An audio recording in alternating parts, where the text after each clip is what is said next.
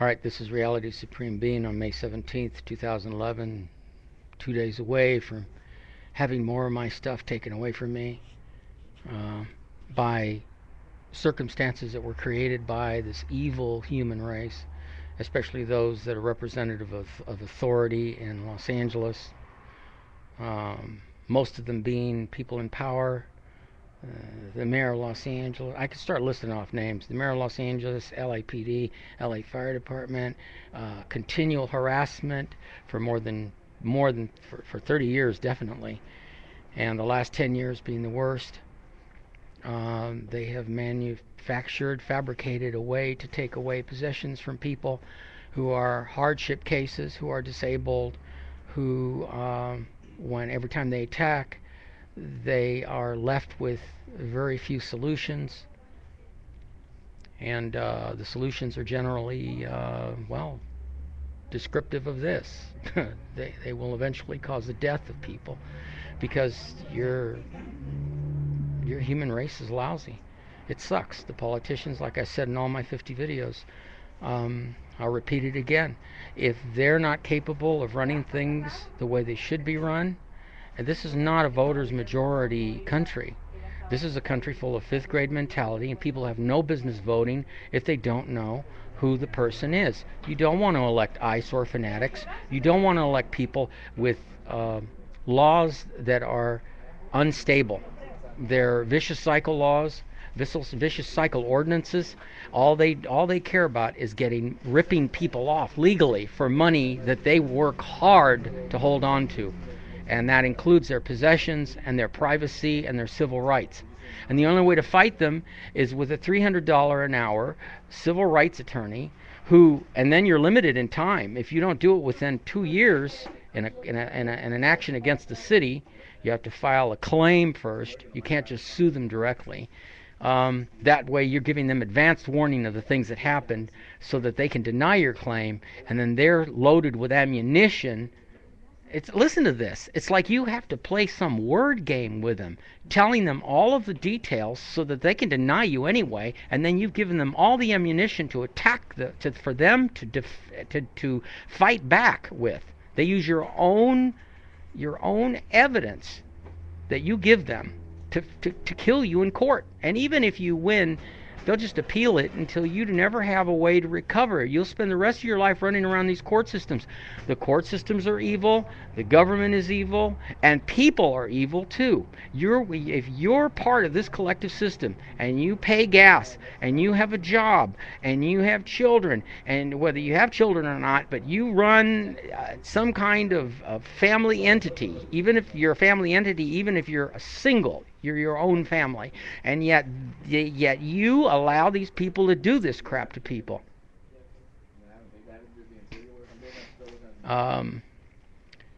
Anyway, today I watched an old prophecy movie with David McCollum. It's Ancient Prophecies. It's interesting to note this is 2011, and I'd say about 75% of the predictions made by Gordon Michael Scallion, Elizabeth Clare Prophet, the Stell Group in Chicago. By the way, they weren't interviewed in that show. I just happen to know about the Stell Group in Chicago, who were going to make huge airships, so when the cataclysmic things start happening, they'll just get into the airships and fly above it all, Well, they wouldn't have much safety if it was a meteor that hit the planet, because anything within bird's eye view of a meteor hit would spark everything into instantaneous combustion, including the air. So airships wouldn't be exactly the best thing to supposedly find refuge in, but in all of those predictions, the ones that get me the most are the religious ones that are tied into quantum mechanics, believe it or not. And they are tied into quantum mechanics because there is no explanation. They talk about Edgar Cayce. They talk about his vision of what was going to happen. People seem to pick the year 2000 because millenniums are always picked for some kind of quote-unquote cataclysmic changes.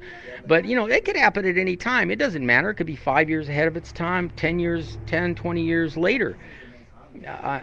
Predictions that are on a grand scale that deal with nature, earthquakes, things like that, they're difficult to predict because they're unpredictable.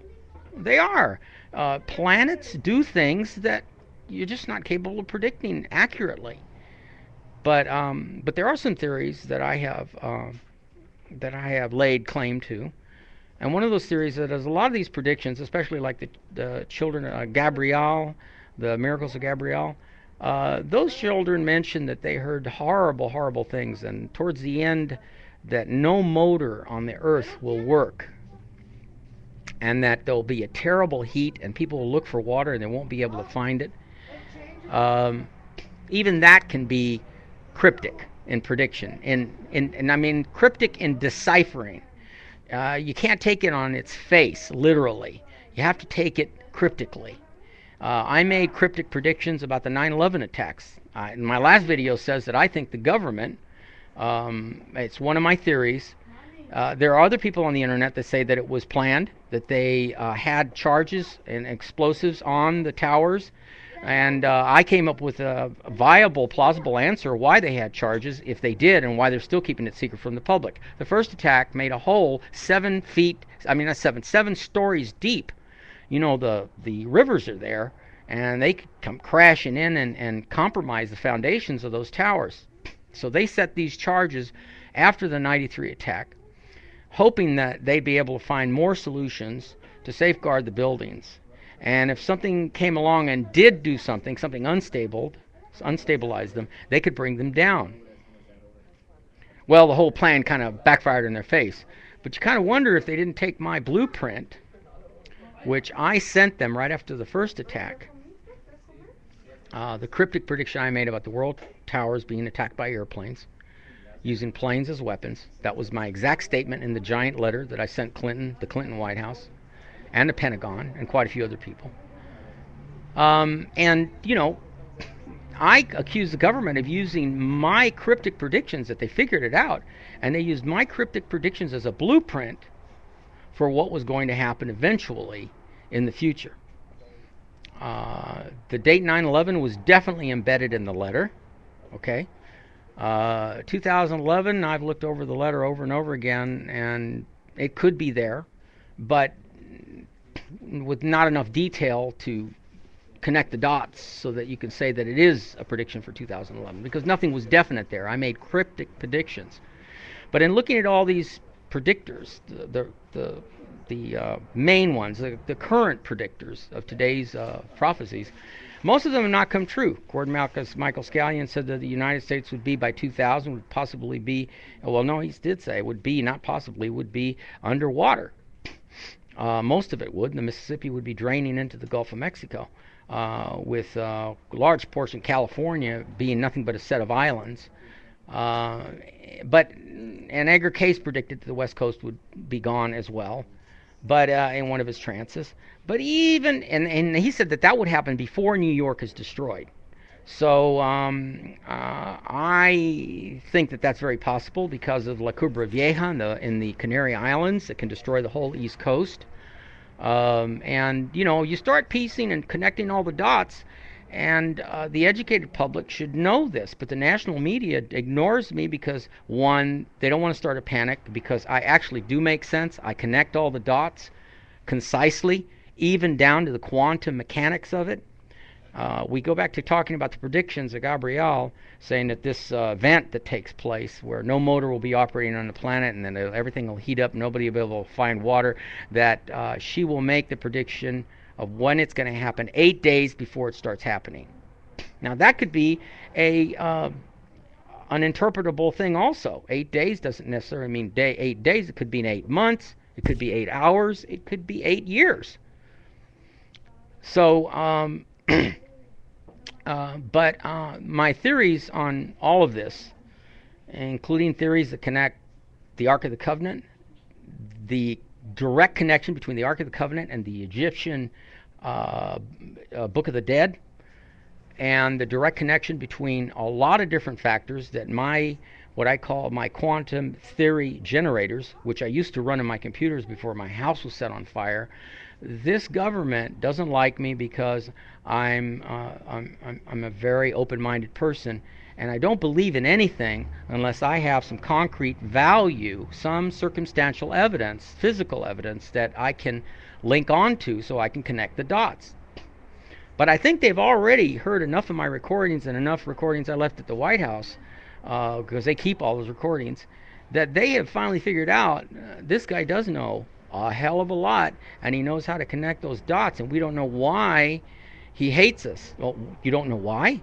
You didn't come to my rescue right before they burned my house. I asked you repeatedly for help. I went to the churches for help. I went to everybody for help. If you wanted to create an antichrist, you certainly created it in me, and you did it by not helping me. All these authority figures, all these people were just out of control. Your priorities are all in the wrong place. All you want to do is hurt people and make money off of it.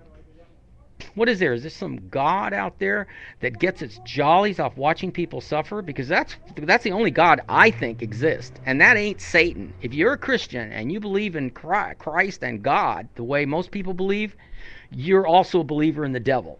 And I don't believe in any of that. Okay? I think Christ was a very intelligent person. He was way ahead of his time, and he knew how to talk to people. And that's what you people are afraid of. You're more afraid of another Christ showing up that talks like him, talks in comparative examples, talks in parables, and leaves you people thinking. You don't want people to think. You want them to be sheep. And that is the problem with the United States of America. And it's the problem with Al-Qaeda. It's a problem with the Arab world. It's a problem with the European Union. It's a problem with every lousy human being on the planet that doesn't get it, doesn't know how to put it all together. So here I am, attacked repeatedly. I've been assassinated financially. I've been assassinated emotionally. And all these assassination attempts have left me alive with scars. So what do you want me to say? That I love this country? That I love people? If there are enough negative words in the universe to represent what I think about your planet and its evils that you do to people and that you do to yourselves, because when you hurt someone, even though you're not hurt, you're hurting yourself inside. And you're making yourself like the portrait of Dorian Gray. You may look nice on the outside, but the portrait that hides your real age is ugly, disfigured, and you're going to continue getting uglier and more disfigured in the real spiritual world, if there is such a thing, because you do these damages to people. You do it either when you do it directly, and you do it certainly by neglect. So there are two ways to do that. And no matter which one you do, you're evil. If there were enough cuss words and evil and negative words to describe the human race and the evil that it does compared to the good that it leaves behind it, there aren't enough words. They're not enough to describe how negative you people are. No matter how much you talk positive and you talk Om and Buddha and Christ and Mohammed going to paradise, it's all bullcrap. It's bullcrap. And let me explain why it is. John Kennedy said something towards the end of his first inaugural speech. And he said something that really made sense. And I don't say this because he was Catholic or that he has his faults, I have my faults, everybody has faults. But that doesn't mean you don't have to eventually, whatever you do, make sure that what you do ends in something good, not in something that causes evil along the way for you to get to the good. The good is not good if it is accompanied by any kind of evil. John Kennedy said that if there's any good deeds, or what was his exact statement? Let's see. We can assure ourselves that in this world, God's work must truly be our own. That's what he said. And I'd have to agree with him 100% there. If there's an interpretation of a good God doesn't associate itself with collecting taxes and using the taxes to create wars, claiming that they're defending liberty and freedom, which is a bunch of crap, and then turning around and killing people with it. And killing men, women, and children, and pregnant women with friendly fire. No, there's no such thing as surgical strikes. Let me ask you something. You Joint Chiefs of Staff in the Pentagon. If you believe your surgical strikes are so good, let's take your kids and put them over there where you're going to do the surgical strike, and take their kids and put them over here, and let's see you do your surgical strike and see how you feel about it. No. What's wrong with this planet is the wrong people are in charge, and you people need to be put out on your ear, especially after the damage you did to me.